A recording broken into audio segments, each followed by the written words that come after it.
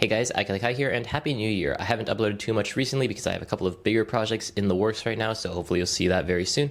But right now, I just want to talk about something that Bandai has given to us because we finally have a little bit more information on rotation and what's going to be happening in the rest of 2026. Now, the Japanese One Piece card game YouTube channel just put out a video talking about things like regulation, cards being unbanned, and other sorts of interesting things like the unlimited format. And because that video is not only in Japanese, but also a lot of that information pertains to specifically Japanese players, such as the tournament schedule, which you don't really necessarily need if you are in the West, I'm going to talk about the things that do pertain to people in the West. Starting with rotation. Now, for those who don't know, on April 1st next year, this is not an April Fool's joke, we are going to have rotation for the first time ever in the One Piece card game. Rotation essentially is just going to rotate out the first block of cards, that is cards printed from OP01 through OP04, which are no longer going to be able to be used in the standard format. The standard format is going to be the tournaments that you're more used to, like nationals, regionals level events, as well as locals, but so that these cards aren't completely useless now, there's going to be a new format, which at least in Japan is going to be called the extra format, which I believe in English in other card games is called the unlimited format.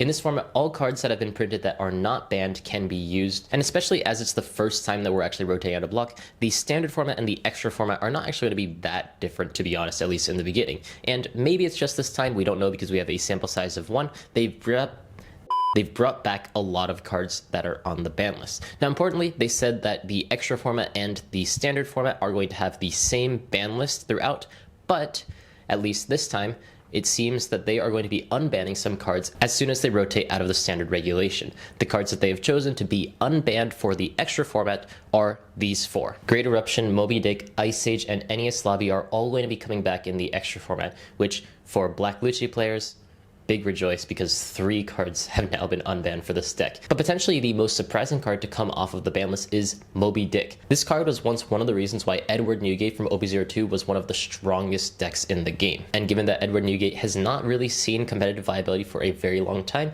I believe that Bandai has elected to bring this card back. That being said, however, this card can be used rather effectively in Ace. Although you don't get the plus 2k on your leader like you would in Edward Newgate, you still get the plus 2k to your board. And for Ace, potentially this may mean something, meaning that the extra format may be a bit more different than people actually think. Though yes, maybe it is just going to be buffing a strong deck to be even stronger. We'll have to see exactly how things play out. Importantly, however, one card that was in this block 1 is not going to be coming off of the ban list, and that is the OP03 leader Nami. Now, Nami has been in a spot where it has been okay to play for a very long time, but in OP13, with the advent of things like the 1-cost Otama, Bandai decided to preemptively ban this leader. And as at least for now, they said there isn't going to be a unique ban list for the extra format. That means that Otama is going to be usable. So therefore, to prevent Nami as well as Otama being usable in the same deck in the extra format, essentially terrorizing that format, they've decided to keep Nami banned. Once again, these changes are going to come into effect from April 1st next year. So until then, we're going to have standard tournaments. But after that point, we're going to be having unique unlimited format tournaments. Now, nothing has been officially stated for the West yet, but we have had confirmation on regionals in the West. Regional level events are now going to have the new Serial Luffy. Oh my god, that's going to be expensive, as the top 8 prizing. And in Japan, they've also announced a Serial Yamato. This Serial Yamato has been confirmed in Japan to be the prizing for the unlimited format. So therefore, I imagine that the larger scale unlimited format regionals for the English One Piece card game is also going to have this Yamato as prizing. They've said that the unlimited format and the standard format are going to have different prizing, so it's very nice for people who just like to play the game, because now it just means there's going to be more ways to play the game. Let me know in the comments about how you feel about Bandai implementing this new format. Do you think it's good? Do you think it's bad? I personally really like the way that they implemented this.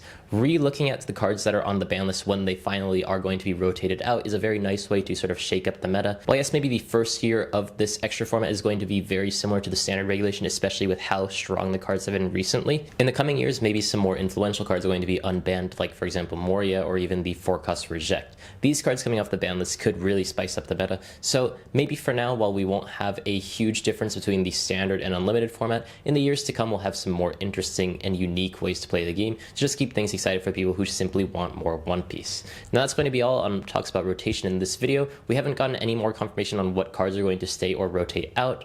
As far as we know, these are the only cards that are going to be staying alongside the manga cards that have been printed out as guaranteed. But they also decided to show us one more thing, and that is this new Luffy leader.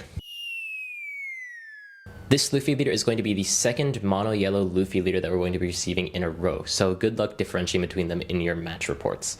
Now, this Luffy doesn't have 6 life this time, but instead has a very unique ability. When one of your Sky Island type characters with an original power of 6,000 or greater would be removed from the field by your opponent, you may instead place 1 card from the top of your life to your hand.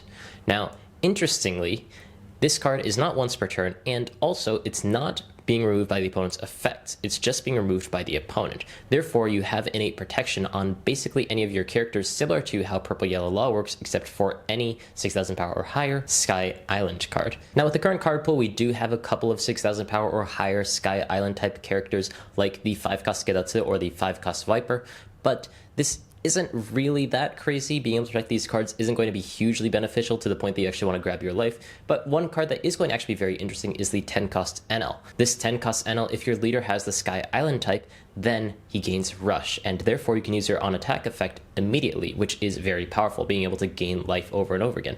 In a way, this new Luffy as well as the 10-cost NL work very well together because you keep regaining life that you can also use to defend your board should you choose to. Still, we have absolutely no idea on the OP15 support, but just wanted to throw this card in because they decided to show it to us, and it is a very interesting card. I hope you guys enjoyed this video. It's just a very quick recap of Bandai's announcement. I'm going to have a big OP14 meta breakdown video out relatively soon, can't really promise exactly when, and of course I'm going to update my emu guide on Metafy, so people who are waiting for that, you're going to have that very, very soon. I have more priority on that right now. Still, thank you guys for watching this video. I'll see you guys next time.